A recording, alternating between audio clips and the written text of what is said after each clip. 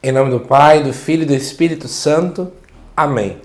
Amados irmãos e irmãs, é com muita alegria que nós estamos aqui para juntos estudar e meditar a segunda leitura que a Igreja nos apresenta para este domingo, que é o 23º domingo do tempo comum do ano A. A segunda leitura se encontra lá em Romanos 13, versículos de 8 até o 10, que diz assim: Irmãos, não fiqueis devendo nada a ninguém, a não ser o amor mútuo, pois quem ama o próximo está cumprindo a lei.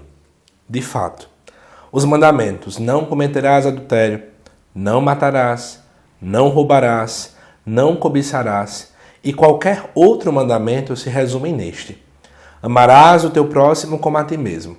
O amor não faz nenhum mal contra o próximo. Portanto, o amor é o cumprimento perfeito da lei.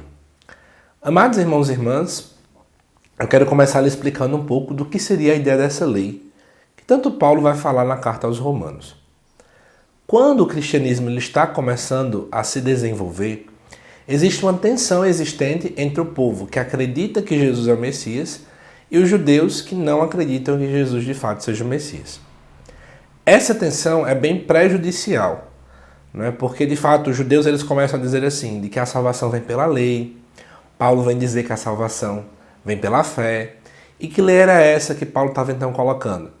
Eram os escritos, né? Especialmente na nossa Bíblia, os 5 primeiros livros da Bíblia.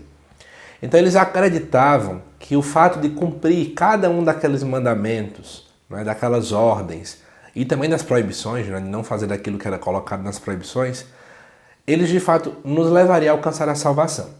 Então Paulo utiliza a mesma expressão para poder agora dizer em que de fato se resume toda a lei.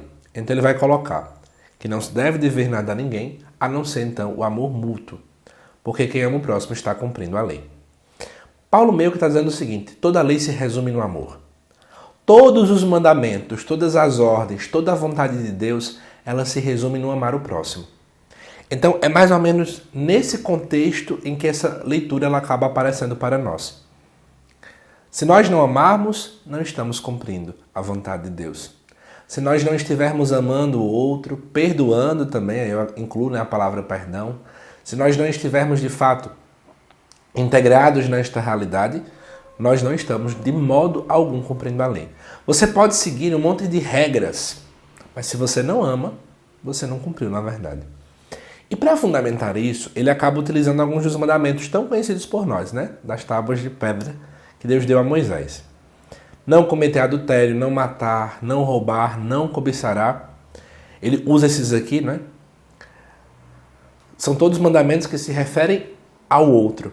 Então, quando eu não cometo adultério, é porque eu, primeiro, né, estou também respeitando o marido da mulher, por exemplo, no meu caso, o homem, se for acabar tendo relações com a mulher que é casada, eu respeito e, portanto, também amo o marido daquela mulher, como também não vou usá-la como objeto.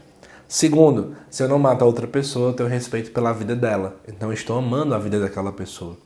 Se eu não roubo, eu estou entendendo, não é, que os bens do outro, a vida do outro também são importantes. Se eu não estou cobiçando, entra no mesmo caminho, né? E aí, por isso que ele acaba colocando que tudo se resume no amar ao teu próximo como a ti mesmo. Que isso já é uma realidade que Jesus já havia trazido lá nos evangelhos. E aí, por fim, Paulo coloca: o amor não faz nenhum mal contra o próximo. Como ele não faz nenhum mal contra o próximo, ele é o cumprimento perfeito da lei. A palavra perfeito quer dizer aquilo que está acabado.